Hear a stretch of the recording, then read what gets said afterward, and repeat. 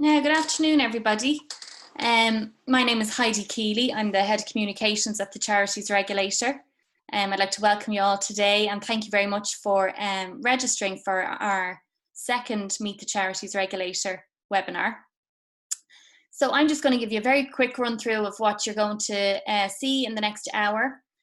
First of all, our Chief Executive, Helen Martin, will welcome you all, and then you'll have two presentations. So the first of those presentations will be from Thomas Mulholland, and Tom is the Head of Compliance and Enforcement at the regulator. And then the second presentation will be from Yelena Krashenko, and Yelena is the expert in the Charities Governance Code, so she'll be speaking to you about the Governance Code. After that, then we'll have a Q&A.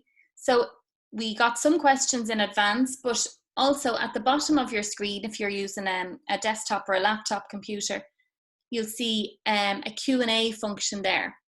Now you can type in a question and press enter. You can submit it anonymously if you like. And then at the end, during the Q&A session, I'll put some of those frequently asked questions to our panelists. Now, if we don't get your question today, we will try and address those questions at future webinars or in future engagement with charities.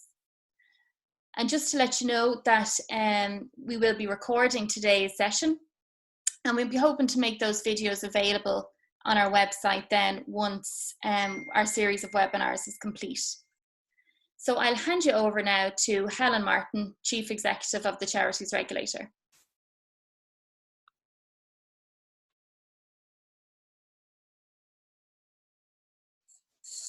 Thanks very much, Heidi. Thank you. And look, I would like to reiterate Heidi's welcome and thank you all for attending.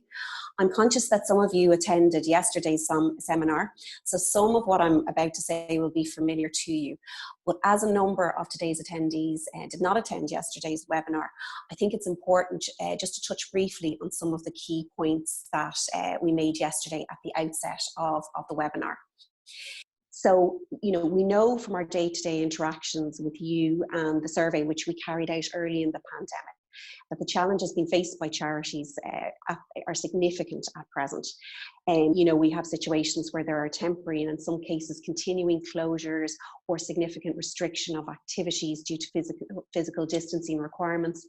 Also a significant reduction in fundraised and earned income for some charities, leading to financial difficulties. And certainly there's in general great uncertainty for all of those organisations in the sector. So you'll be aware that our immediate response in terms of assisting the sector was to formulate COVID-specific FAQs. And the purpose of those was to give you a source of information as charity trustees that you could tap into. And in some of those frequently asked questions, you'll see that we've linked into other available information and resources that are out there, so that you have that available to you also. For example, if your charity is looking to reopen at the moment, you can find links in our FAQs to guidance that was recently issued by Hubble and also some guidance that was issued by Volunteer Ireland.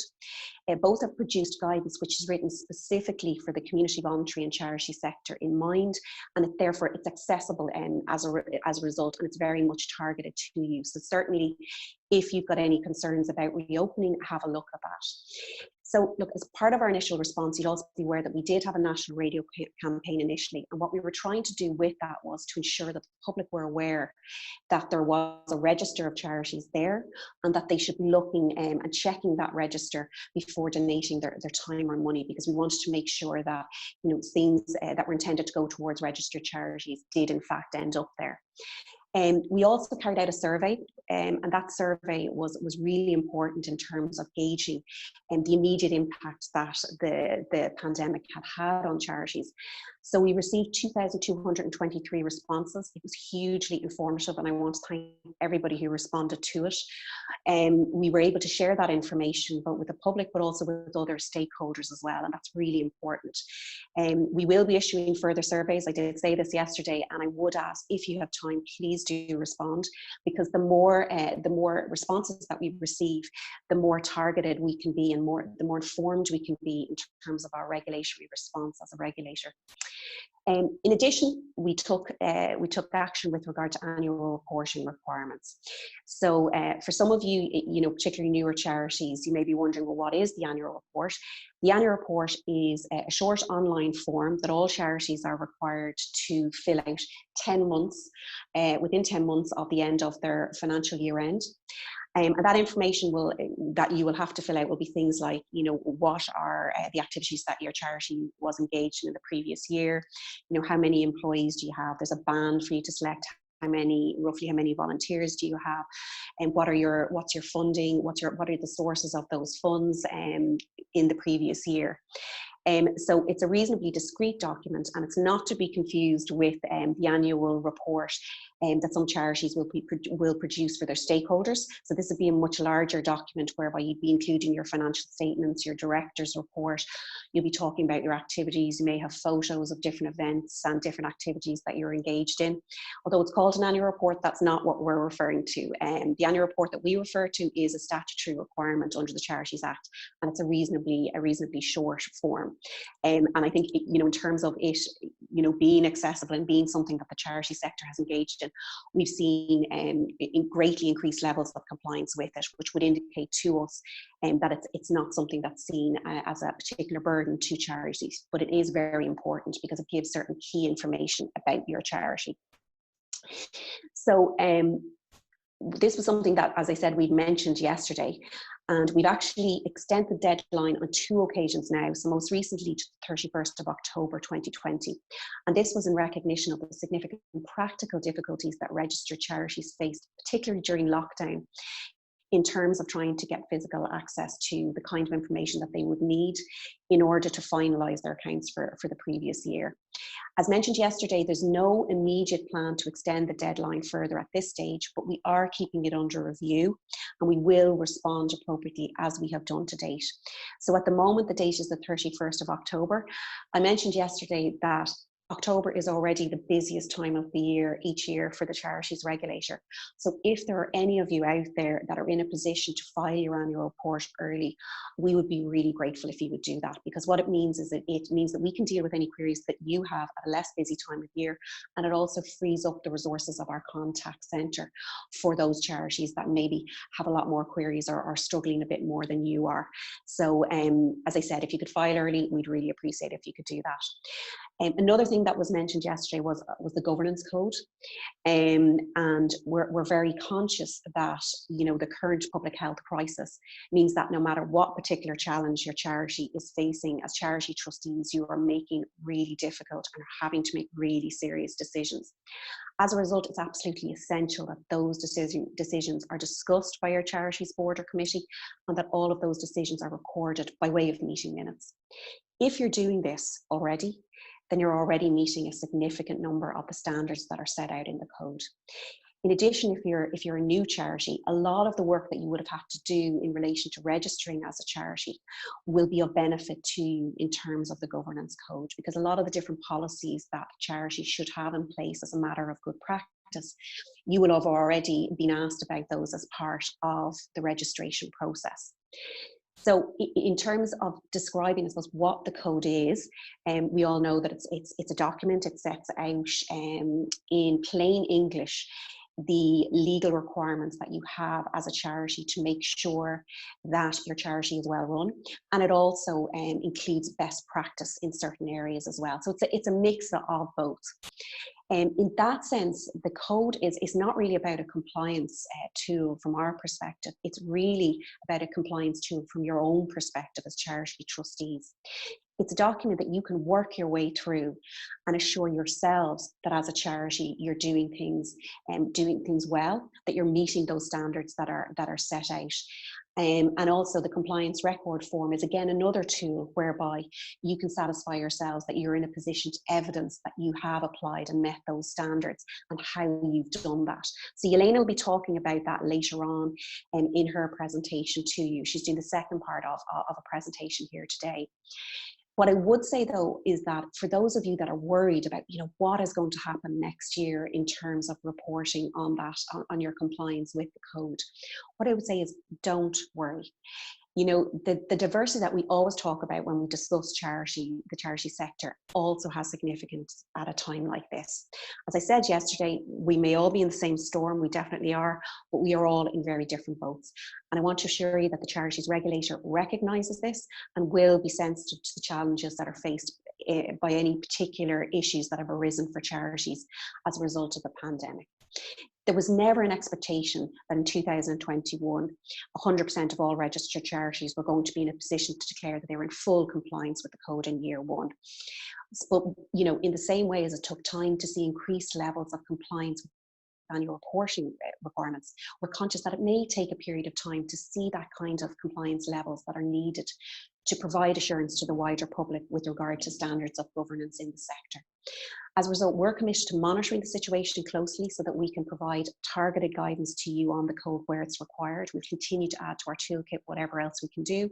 And we're also conscious of the need to ensure that we report on compliance with the code, particularly in the early days, in a way that acknowledges the journey that charities are on in terms of working within the code as a charity, and also using the code to assure the public that your individual charity is well run. And as a result, the public can have confidence in your individual charity, and that they can have that trust and confidence in you when they are donating either time or money to your cause. And that's really what the governance code is about. And if we concentrate as individuals on what we're doing in relation to your individual charities, then hopefully that will spread across the sector as a whole, and the code becomes a really useful reference point and tool for the overall sector. So in terms of the guidance that we have available to you, we're also intending to complement what's available at present with some online training. So it won't be possible for us to provide training to the 72,896 charity trustees that are now on the register, but we will be making videos of those training sessions available. So that will be a further resource that it'll be available to all charity trustees, and it'll be there as and when you require it and when you want to dip into that. Before I pass you over to our Head of Compliance and Enforcement, I just want to highlight a few key takeaways from yesterday's presentation on the Register of Charities. And I'm going to ask Heidi now to run 3 polls for me. The first is, I just want to see how many of you here today are charity trustees, employees, volunteers, or other. So I'm going to ask you to fill that out, if you could, just give me a sense of who's here today. I have a second poll that I also want to ask you to fill out as well, and it relates to the register, and it's going to be asking you, do you know who in your charity is responsible for keeping your entry on the register updated? The third question then that I'm going to be asking you about is related to how you were registered. So I'm going to keep talking while these polls were coming up, because I don't want we had a bit of dead air yesterday, so we're trying to avoid that today. So one of the key messages that came out yesterday from Eamon O'Halloran's presentation, he's our Head of Registration and Projects, was, so I see that we've 68% charity trustees here today. We've got 7% volunteers, okay, we've got employees as well. Really, really good, a good mix. We've got more charity trustees, it seems, here today than we did yesterday. So one of the main points that Eamon made yesterday was in relation to checking the register. And what he said was there's kind of a handy acronym, ACT.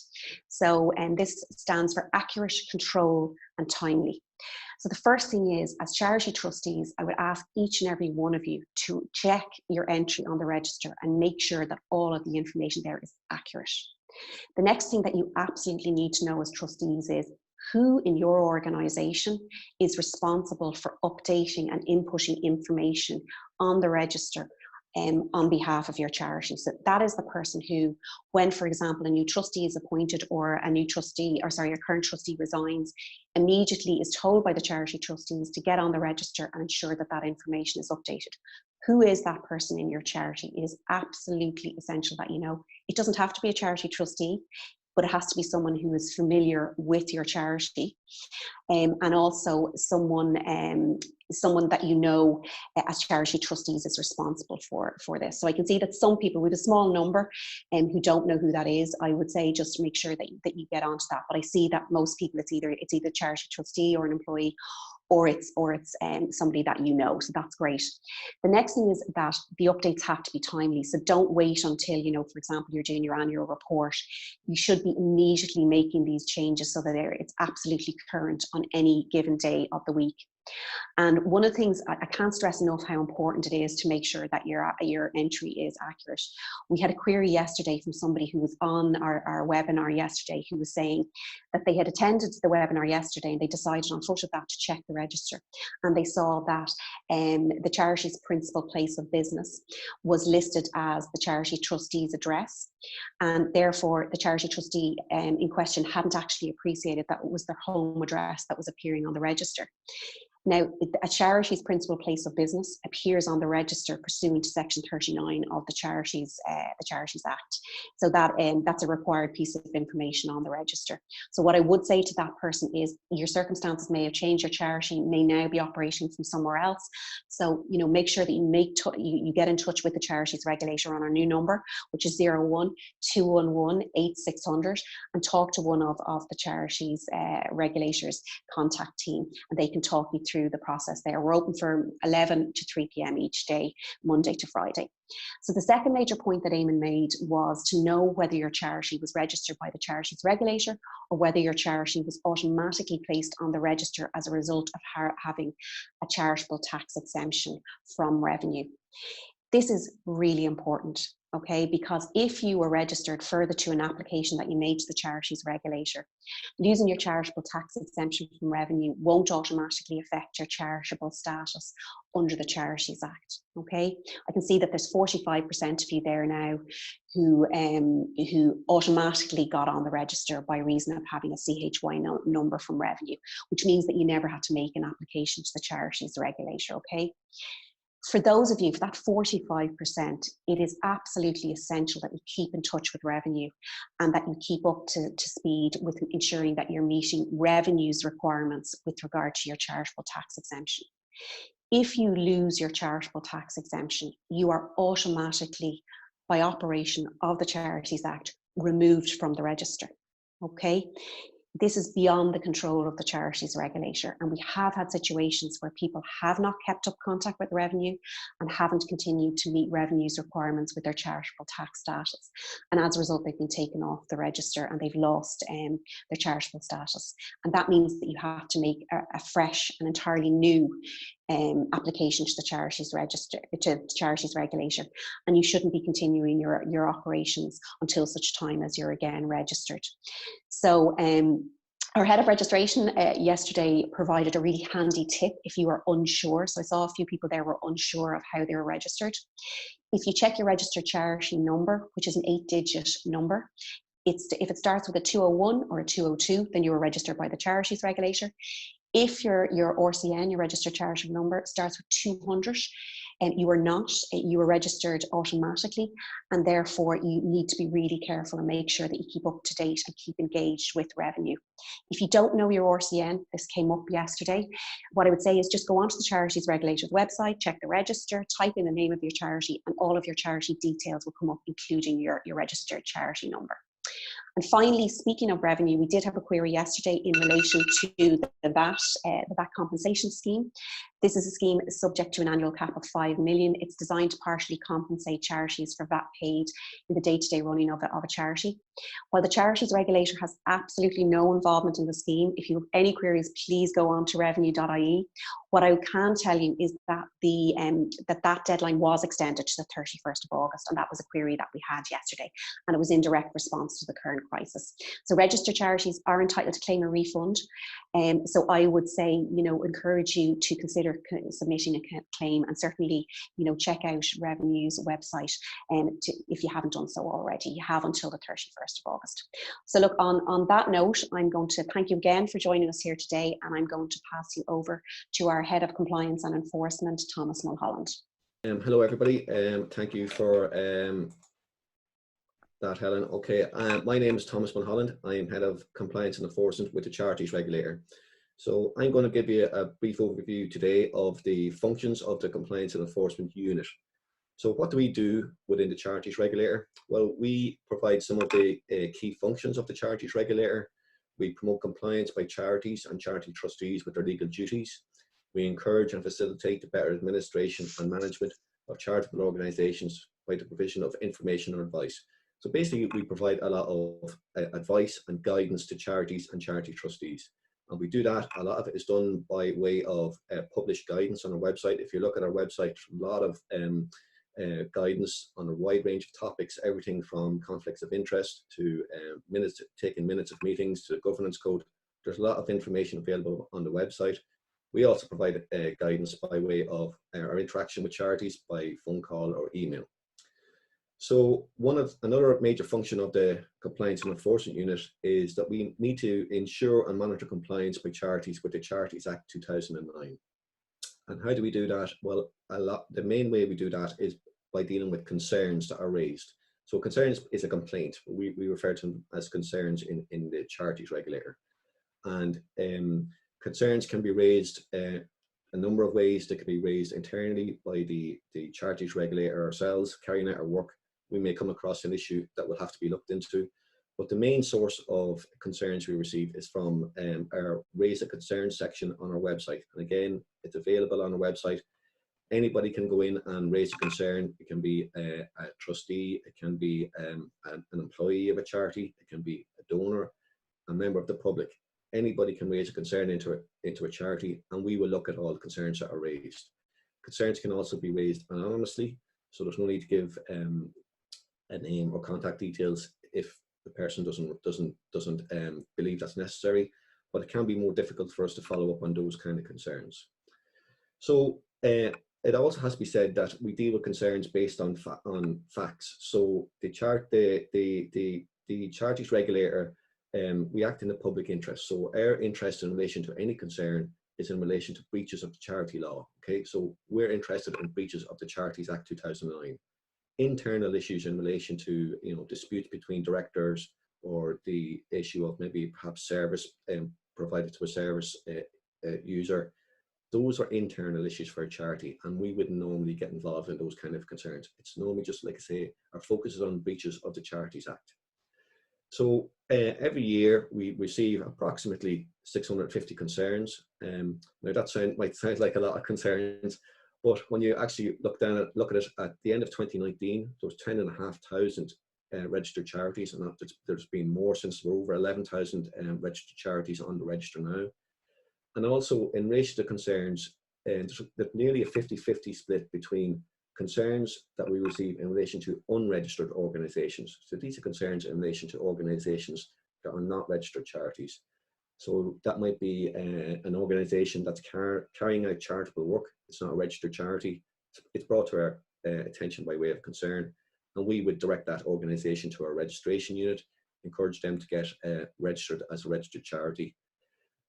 Another major source, probably the biggest single type of concern we get, is in relation to clothing collections.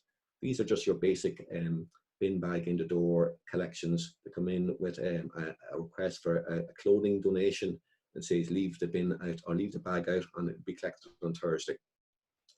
These type of collections, like I say, they're our most common type of concern.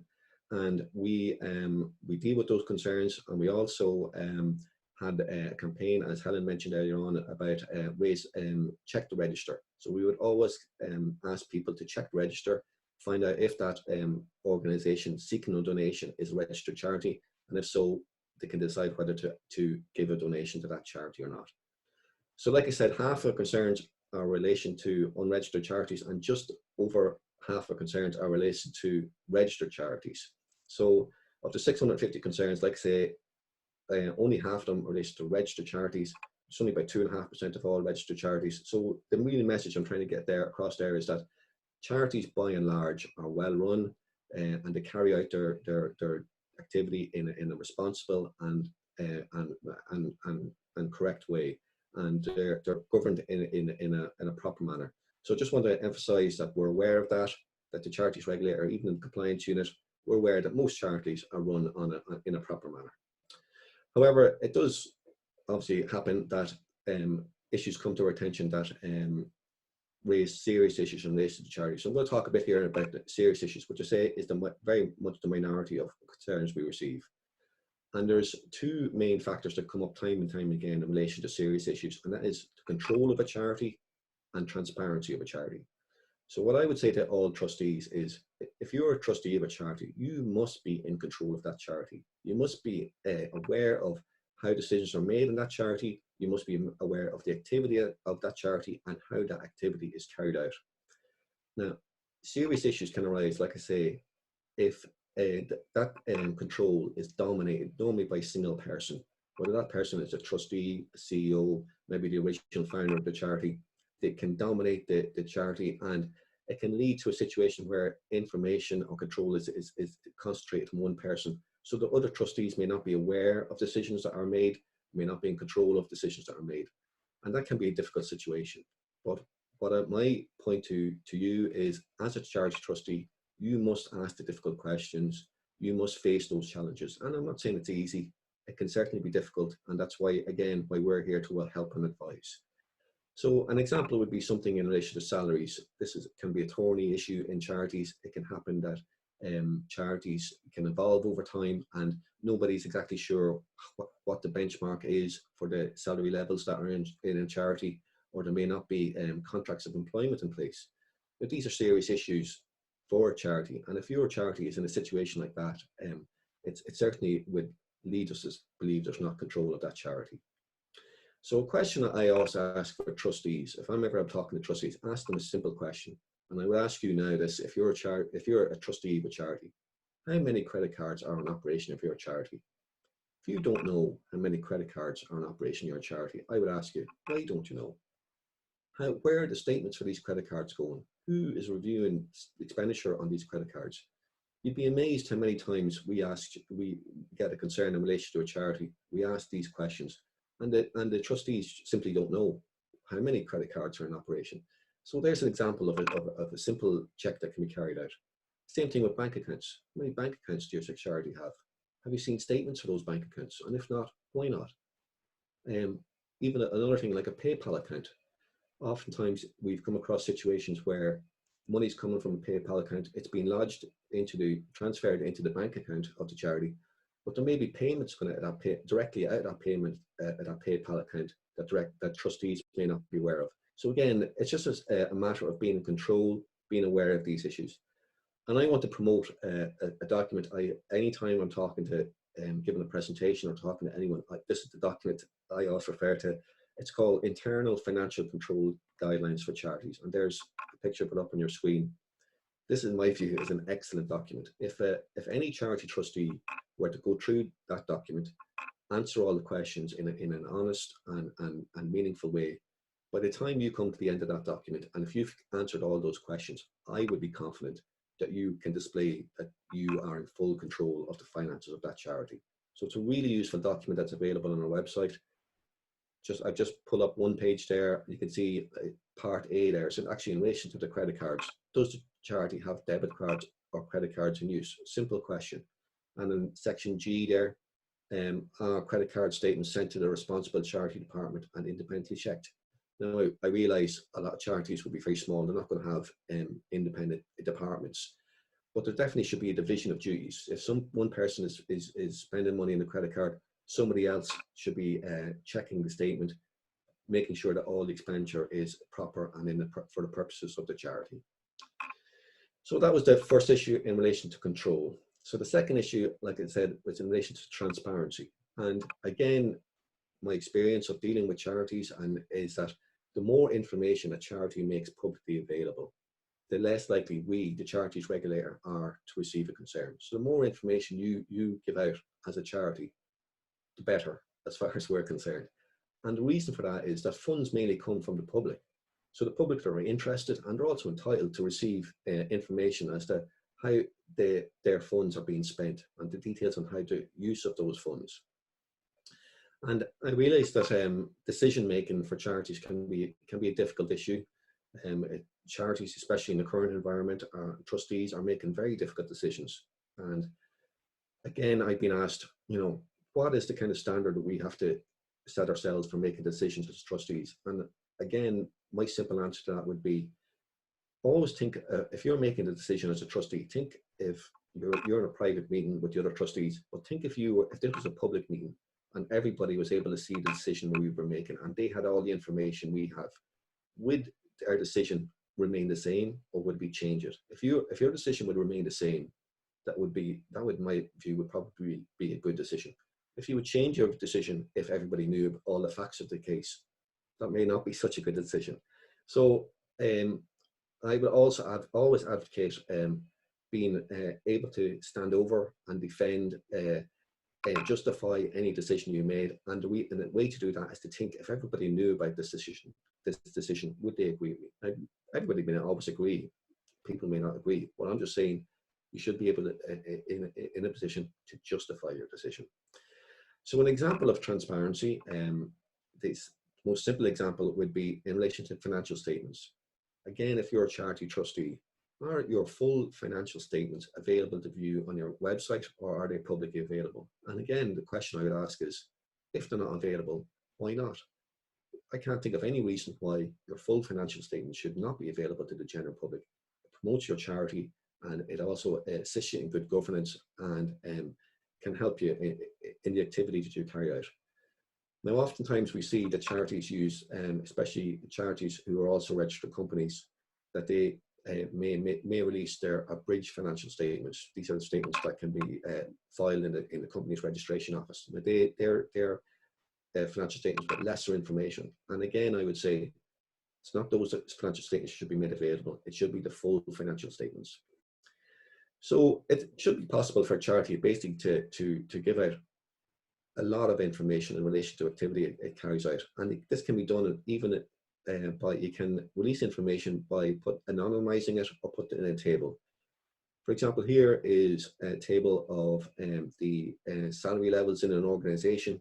You can see here, it gives all the information in relation to the level of salaries in the organization, but it doesn't give the names of any of the employees. So there's no breach of confidentiality, there's no GDPR issues here. And it just goes to show you can release information that will be of interest and of use to the public. So in the Compliance Enforcement Unit, recent trends, what have we been dealing with? Well, obviously COVID-19 has been a huge issue, and as Helen mentioned earlier on, we had a survey was carried out by the Charities Regulator earlier this year. So I can just say that we're very much aware of the challenges that are facing charities, and we're sensitive to that in any of our interaction with them from the Compliance Unit. We understand that there's certainly uncertainty regarding the future funding of charities. And when we get queries in relation to this, we would urge charities, advise them to reach out to other charities in your sector, and what are your peers doing, how are they managing to cope, are there synergies to be gained by combining efforts. We've also issued guidance recently on charity reserves. If you need to access your charity reserves, there's a new guidance on the website for that. And also, if a charity takes a decision to wind up, now charities cease operation all the time. They cease operations because they've completed their charitable purpose, or the trustees are just retiring and they're deciding that it's time to wind up the charity. So charities wind up all the time, and there's actually guidance again on our website available, guidance on winding up a charity, which we're in the process of updating, but the updated version will be there shortly. But the key to winding up a charity is that it must be done correctly. Okay, there's certain procedures to follow, and it must be done correctly to protect the stakeholders and you as trustees. And again, I just want to emphasise there has been no particular uptick so far, anyway, in the number of charities that we have seen winding up due to COVID-19. So just interesting to see that, although a lot of charities have indicated that they have difficulties going forward, we haven't seen that reflected in the number of charities who've started the winding up process to date. So overall, governance is a key issue in relation to any of our concerns. So when we contact a charity, we get a concern and we're contacting the charity, governance is a huge issue for us. And one of the most important documents for a charity is the minutes of meetings, because the minutes of meetings records decisions of trustees and decisions that were taken. And one of the first acts in a lot of the cases that we look at, a lot of the concerns that we look at, we'll write out to the charity and ask for copies of their minutes to see if the issue that has been raised has been discussed at board level or trustee level, and to see if it's been discussed, and that will help to direct our inquiries in relation to that charity. So again, Helen mentioned earlier on that minutes are a key document. They're certainly a key document when it comes to concerns, and I also know that there'll be a key document in the completion of the Charities Governing Code, which my colleague Elena is going to talk about now. So I'd like to thank everybody for their attention. That was a bit of a speedy run through the Compliance and Enforcement Unit, and my closing thought for all trustees are the two items: control of your charity and transparency of your charity. So that's my presentation. Thank you. Thank you, Thomas, and welcome everyone. I'll just share my screen now. Sorry. Right.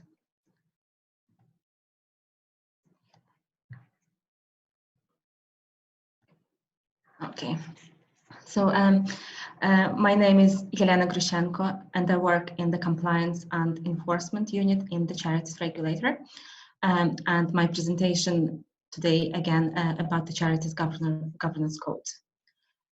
Some people attended our webinar yesterday, and I spoke yesterday about the importance of good governance for charities, and how the Charities Governance Code can be used as a tool to help charity trustees to improve governance standards within their charities, and to inform themselves of legal duties of charity trustees and how to comply with them. And Helen spoke about this a little bit today as well. As you know, the code is supported by practical resources, which can be found under the Charities Governance Code Toolkit. And as I mentioned yesterday, there are a number of practical templates that you can use. There is also a completed sample compliance record form that has some examples as to the type of actions you may take to achieve each standard within the code and the type of evidence that you may provide. For the purposes of today's webinar, I just want to run through each principle quickly, and maybe for each principle highlight one or two items that we have most queries on, or maybe an issue that keeps coming up again and again. So the code is structured around 6 principles of good governance, as you know, and here they are on these slides. So they are advancing charitable purpose, behaving with integrity, leading people, exercising control, working effectively, and being accountable and transparent. So if we look at each principle in a little bit more detail now, okay? Under the principle 1, charities must demonstrate that they advance their charitable purpose only, and it must be of public benefit. So the Board of Trustees has to be clear why they exist and the difference they want to make. Can you explain the purpose of your charity? Why are you there? What are you doing? How are you doing it? Who are you trying to help? Everything you do must be in line with your charitable purpose, and we see sometimes charities drift away from the defined objectives as they develop over time. This can also happen when a charity decides to do something new, and without reference to the charity's objects and purposes, the new activity may not be in accordance with what it was set up to do. So it's all centered around your governing document, which sets out what the charity is and how it operates. So the first vital step here is to ensure that all trustees read and understand their governing document and the purpose of their charity. We also get lots of questions in relation to private benefit. And this is in reference to the core standard 1.2. If you have recently gone through the registration process with the Charities Regulator, you should be quite familiar with this concept. Your charity's purpose must benefit the public or a section of the public. An organization that benefits only one person cannot be legally regarded as a charity. It is possible for some private benefit to arise, But in all cases, this must be necessary, reasonable, and ancillary to the public benefit that you're providing. And I suppose one of the obvious examples that everyone would be familiar with is if your charity has a paid employee, there is a private benefit to that employee. So in this case, you should be able to demonstrate that employing someone is ancillary to the public benefit that you provide and is necessary for your organization to provide that public benefit, and that the employee's pay and conditions are reasonable. Other examples would be paying rent, paying someone for services, and again, in all cases, you must demonstrate that it is reasonable, ancillary, and necessary to the public benefit that you are providing. Principle 2 is about behavior with integrity. Charity trustees have to behave with the highest standards of honesty, fairness, and independence. And actually, board behavior can have a huge impact on your charity's reputation and success. A charity can easily be damaged by a dysfunctional board where there is no mutual respect, integrity, accountability. So having a code of conduct for charity trustees is important. And we have a sample available on the website if you need one. One of the common issues here also is in relation to conflicts of interest. And I think it's important to kind of recognize that conflicts of interest may arise, so you cannot avoid them completely. But it's not about trying to avoid them, it's about trying to manage them. So it's important that you are able to identify any conflicts, disclose them, and manage them. And the good starting point for the board is to keep in mind that in everything you do as a trustee, you must always put the interest of your organization first. And if you're not sure if there's a conflict, there's a question on this slide that you can ask yourselves. And in terms of the actions here, you should develop a conflicts of interest policy. And we have a sample on the website again. Conflict of interest should be a standing item on your agenda for all your board meetings. Your conflict of interest policy will set out what to do if conflicts arise, but in general terms, you should remove yourself from any decision making if there is a conflict. And I suppose just to give you a simple example as to how this might work in practice. For example, one of the items on the agenda is for the board to appoint a suitable company to build a shed, for example. And let's say your brother owns one of the companies which is participating in the tender, so there is a conflict.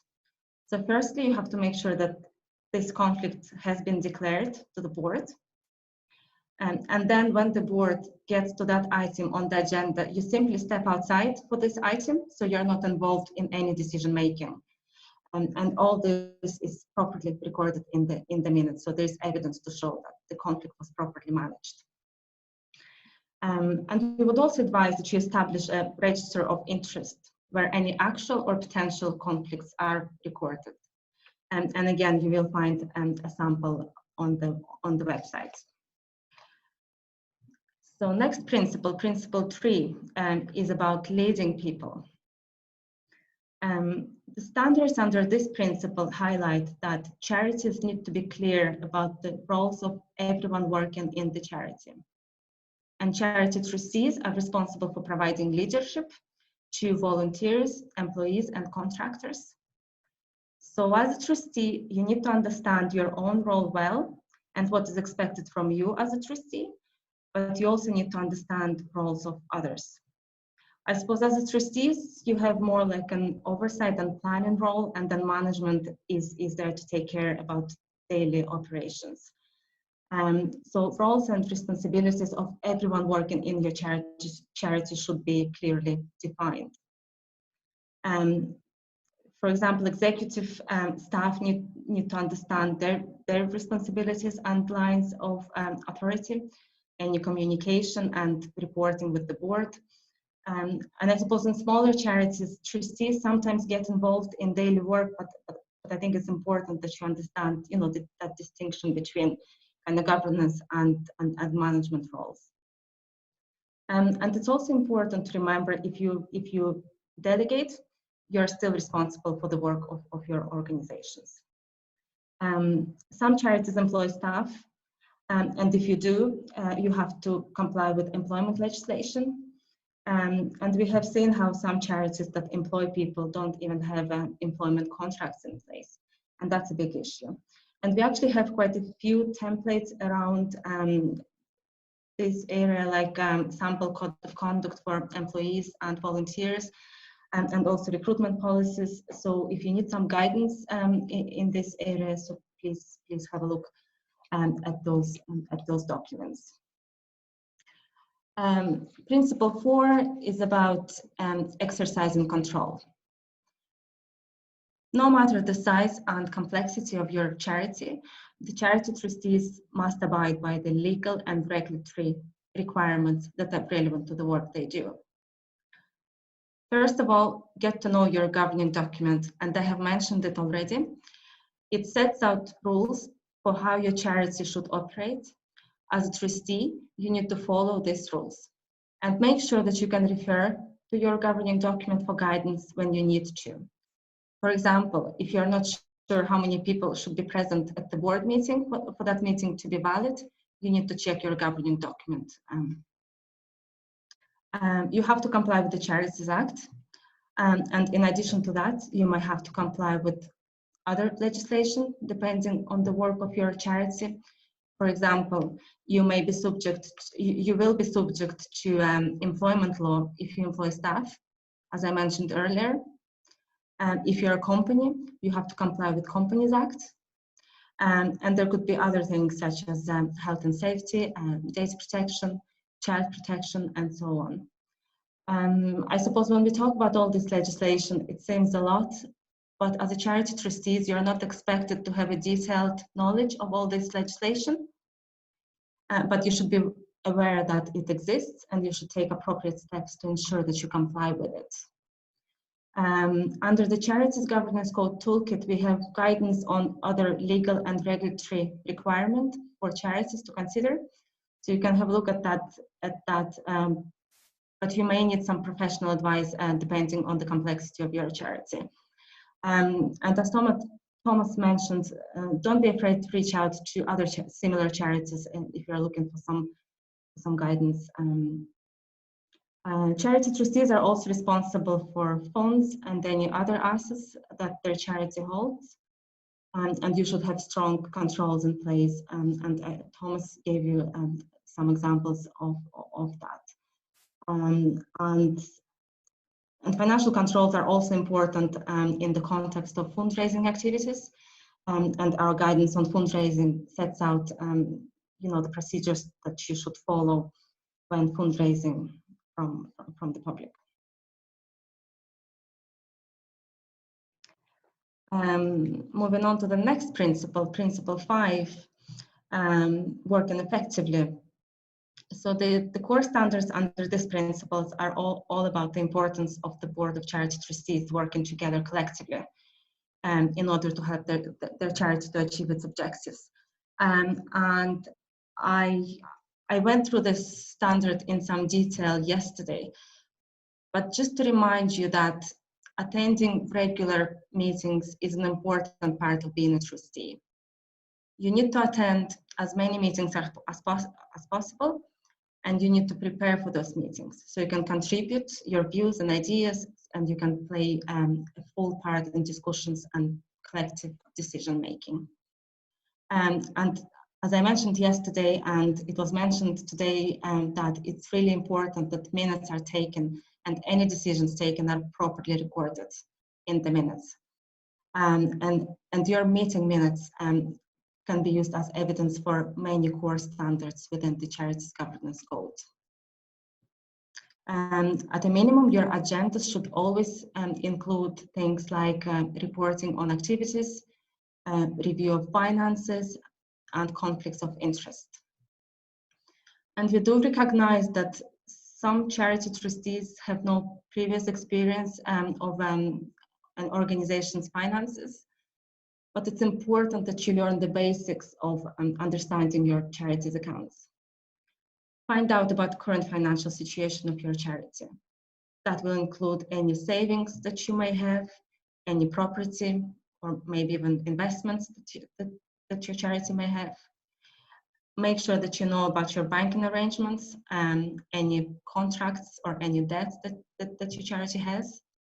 And just in general terms, know where the money is coming from and how your charity is going to spend it. And finally, principle 6 is about being accountable and transparent to your stakeholders. And Thomas spoke about transparency a bit as well today.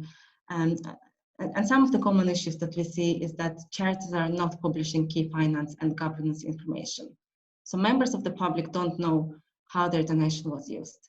And as Thomas said, as a charity, there is no reason why that information is not available to the public.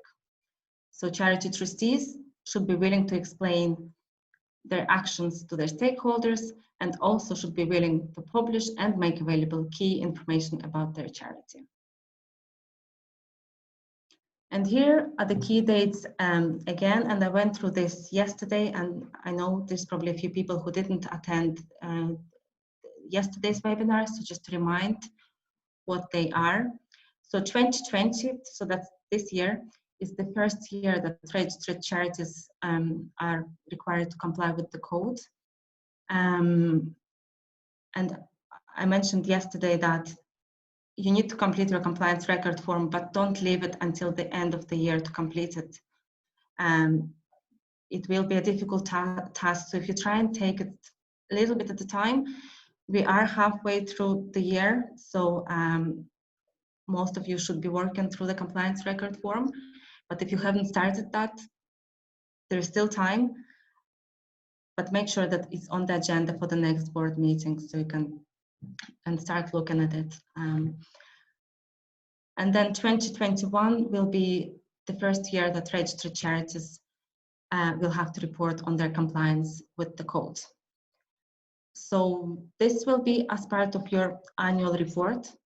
So when you submit your annual report to the Charities Regulator in 2021, you will have to indicate if you complied with the code. And if you didn't comply with the code or any of the standards within the code, then you'll have to provide an explanation. So that will be when you submit your annual report. And a lot of people ask if they need to submit a completed compliance record form or any evidence to the Charities Regulator. No, you don't need to submit anything. It's just the declaration on your annual report. So don't send the forms or any evidence unless we request it. And those people who completed their annual report this year would have seen a new question in relation to the Charities Governance Code. And we were asking if charities have commenced the implementation of the code. And that question is there so that we can engage with charities just to see how they're getting on and if there's any other guidance that is needed. And we have actually engaged with a number of charities, and those charities that we have engaged with have made quite a good progress and have provided some really good quality documentation. But as I said, there are guidance and documents available on the website, and I have a link on this slide to the Charities Governance Code Toolkit. So please have a look at that. As I said, there's a completed sample compliance record form. There's also some frequently asked questions in relation to the Charities Governance Code that you can go through. Any questions in relation to the Charities Governance Code, there's a dedicated email address, that's governancecode@charitiesregulator.ie. So please email any questions you may have. And if you want to speak to someone, just ask for a call back and we will give you a call back. So that's the end of my presentation, and thank you. Helen, and good afternoon, everybody. I'm delighted to be here with you today, and it's great to see we've, I think, almost 300 attendees. So my name is Eamon O'Halloran, and I'm the head of registration. And my presentation today is going to be a little bit interactive and very practical. So I'm hoping that if I do this now, you'll be able to see. Okay, so this session is going to focus on ensuring that you understand your entry on the Register of Charities. And that the Register of Charities is the primary tool through which we promote transparency for the sector. And it is really important that the information on it is accurate and robust. So in the short session that we have, we'll give you some confidence on how to correct the register, where you can find very helpful technical user guides, how you can make sure that you know who has access to your charity account and who updates it and who has the authorization to do so. And also, one of the things that we've seen over the last period is that it even happened in inviting people to attend this event. We send out a contact to the charity through your charity email address, and the person says, I've actually left. And we then, in one case, we went back to those individuals, and their names were still appearing as trustees. So they had left as trustees, but they were still getting all the updates from the Charity Regulator. We sent a lot of updates around annual reporting, our e-zine, a number of different things. So it's really important that we have your correct details. And finally, I'll give you a little update on annual reporting extension and the new ways to contact us, because we've had to make some operational changes following the impact of COVID-19. So we do want you to get involved, and hopefully Heidi will be able to assist by sending out a poll. So the first one is just to understand who is here today, what type of charity you are. So we're going to ask you a quick poll, and if you can fill that in, it would be great.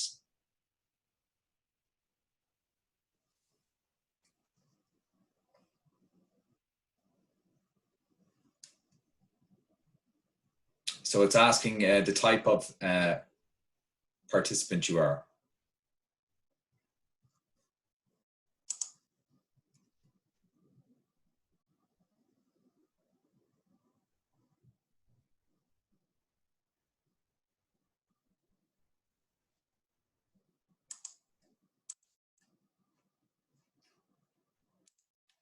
Okay, so we may have those results in a little while. The second poll we'll do in a little bit. So your entry on the register, there we go. So we've got about 65% of the participants today are trustees of charities, 8% are volunteers, and 18% of employees. We've got a good mix. I'm going to ask you now a second question, which is, what is your how did you become a registered charity? So hopefully that poll can come up now. So either you applied or you were automatically registered because you had a CHY number in October 2014. You may not know, or you might not be involved. We appreciate if you can answer that question.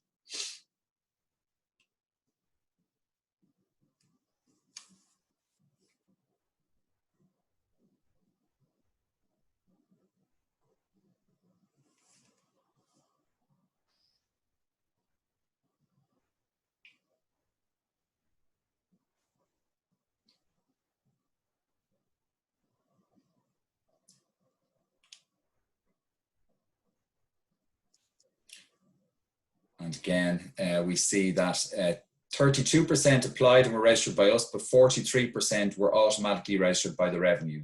And some of you may not know, and that's important in itself. So what we have found over the last period is that we've done some review of the register, and we have found that quite a lot of entries, and particularly those who are registered through the revenue method, the register is not accurate. It contains a lot of information that is not true, and it probably is out of date. So what we're encouraging all charities to do, all registered charities and all trustees, is to make sure that your register contains a true record of your charity. That when something changes, you don't maybe wait a year to have your annual report, but you make it up to date. And thirdly, that you are aware and understand who has access to my account online. We want the right people to have the right access. Sometimes if somebody leaves, they may still have control of the account, and that's something that we want to avoid. So you can all go into the public register. So it's the top entry under information for the public on our website. And under that, you can search for your own charity. You can put in your registered charity number or the name of your charity, and it will come up under the results. On the register, you'll get an entry like this. This is a charity that was registered last year. You'll get the name and the address, your registered charity number, which is not the same as the number you got from revenue. So the CHY number, which is a 4 or 5 digit number, is not the number by which you may actually have a tax number, but not have a charity registered number. So it's very important that you have the RCN, which is always an 8-digit number. If you were registered through the revenue method, the first 3 numbers will be 200. And if you were registered by us, the first 3 digits will be 201 or 202. That's how you'll know which method you were registered by. You'll also find on the left-hand side other identifiers, which might include your social media, your company number, your CHY number, your legal form, and then the charitable purpose for which you were authorized by us, and very importantly, your constitutional main objects. This sets out what you are authorized to do, and it is the key, I suppose, the key mission for which you are set up. So it's very important that you know that that is the same wording that's used in your constitution, and it should be the same word for word. And finally, over on the right-hand side, you have the trustees, and they're the people, generally, if it's a company, it'd be your board of directors or your management committee if you're unincorporated, or your trustees if you're a trust. And the other information that displays in the public register comes from your annual reports. So what do we ask you to do? I would call on all of you who are here today, and as soon as possible, to go and check your own entry in the register and make sure that the legal name is spelled correctly. And if you're a company limited by guarantee, it says that you know your registered charity number. So you can check your headed paper, your website, are you using this number over your CHY number, which does not display that you're a registered charity? Is the type of organization correct? We have found examples where you're a company and you've put down association, or you've put down something else which is not reflecting it accurately. Is the CHY number displaying and is it correct? Is your company number on the page and is it correct? Is the address you've provided us the principal address that you're operating from? A lot of charities have yet to put up their website or social media, and we would encourage you to do that. So that can be added onto your entry in the register, your website or social media page.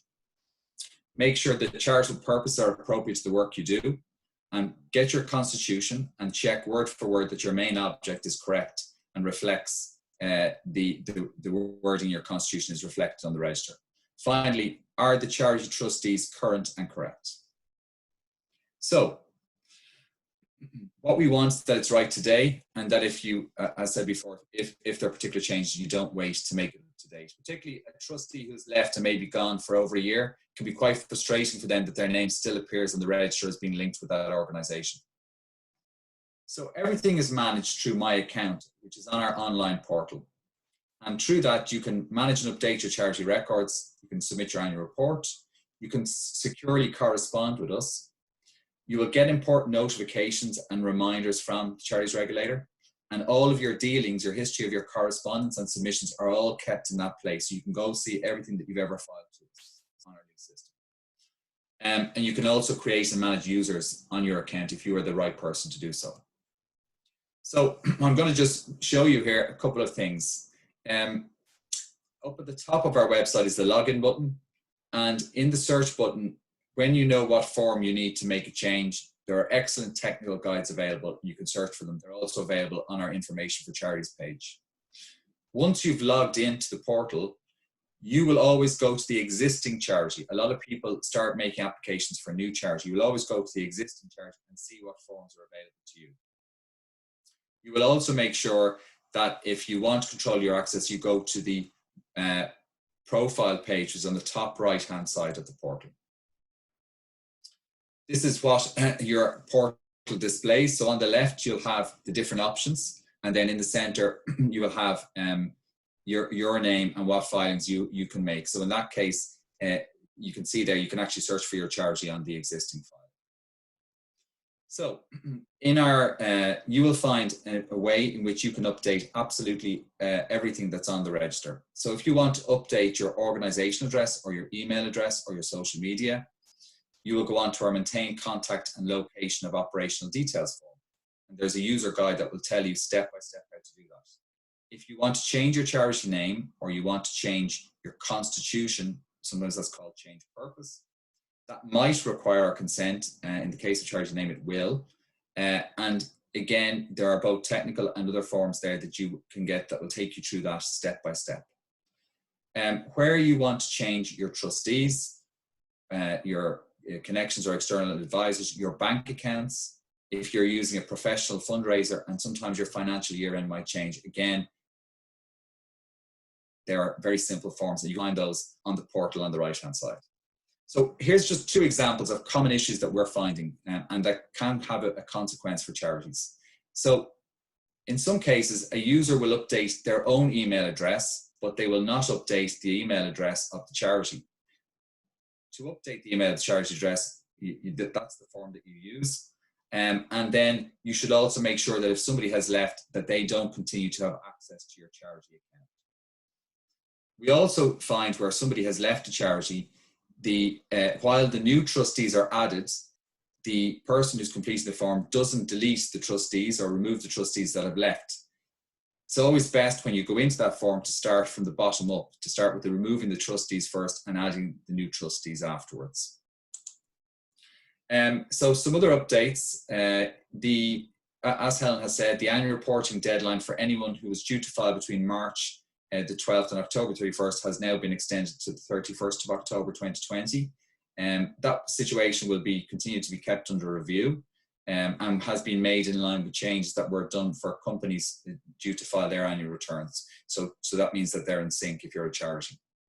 I also want to point to some new general guidance that have been provided both on safeguarding for children and safeguarding for adults, and also on protecting your charity from cybercrime, both of which are available on our website. Finally, in order to assist charities not have to go through the same process on two occasions, in future, all charities who want to amend their constitution or change their purpose, you will go to us and get the consent, and only afterwards will you submit the changed constitution to the Revenue Commissioner for their records. You do not now have to get dual consent.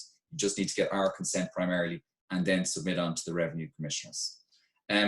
What I would say to those who are registered under Section 40, please remember that if you lose your tax, your CHY number, you will automatically be removed from the Register of Charities, and that has happened and there's nothing we can do about that.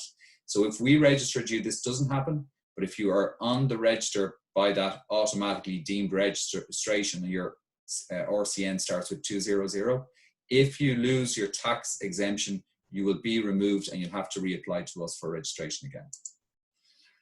So with operational changes, we have moved to a situation where we have now a new number.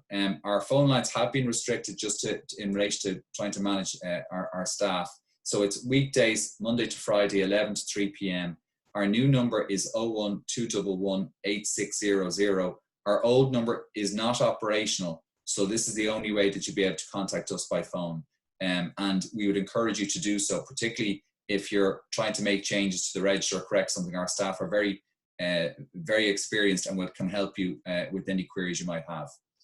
We also encourage charities to use our secure mail, where you'll be able to keep a record for the charity. So by logging in and emailing us the messages, rather than going and emailing from your own email, it makes it a lot more secure, and you will have a record of any correspondence you had with us. So to do that, you log into the portal, and then I provided a link that will take you to the messaging section of the portal. All emails that are sent are acknowledged within 24 hours. Finally, we do maintain a web form, and you can contact through that. That's on our Contact Us page on our website. And again, all emails are acknowledged within 24 hours. So I'll leave you with that, but just to say that the investment that you're putting into governance, in making sure that your register is an accurate and true reflection, in organising your finances and making sure that you're operating to a high standard, that will set you apart from all the other types of entities that are trying to look for funding from the public. So we really encourage you to invest in being a registered charity, because what we have seen from other jurisdictions is that there is accrued benefits that will set you apart from other not-for-profits. Thank you for your attention, and now